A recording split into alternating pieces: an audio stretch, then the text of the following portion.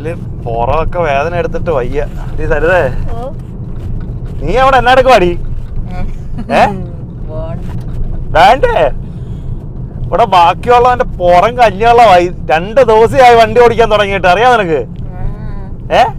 നീ പുറകെ ഇരുന്ന് നൈസായിട്ട് ബോണ്ടയും തിന്നോണ്ടിരിക്കുവോ അല്ലയോ? എടിയാ, ഒന്നുമില്ലെങ്കിൽ ഈ വണ്ടി അറ്റ്ലീസ്റ്റ് ഒന്ന് ഓടിക്കാൻ. നിനക്ക് ലൈസൻസ് ഇല്ലേ ഓടി? ഉണ്ടോ? എന്നാ പിന്നെ നിനക്ക് ഈ വണ്ടി ഒന്ന് ഓടിച്ചാലെന്താ?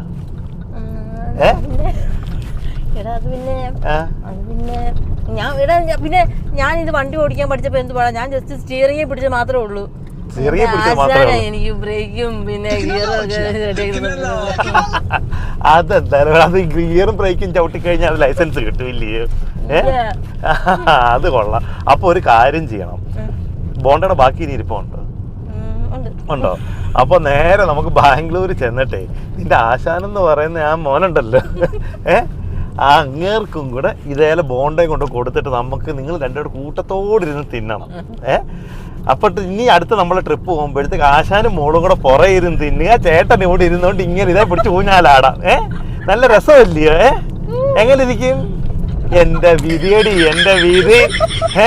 ബാക്കിയുള്ളവന്റെ പുറം കഞ്ഞോളാം, അവള് പുറകെ ഇരുന്നോണ്ട് ബോണ്ട നീട്ടി.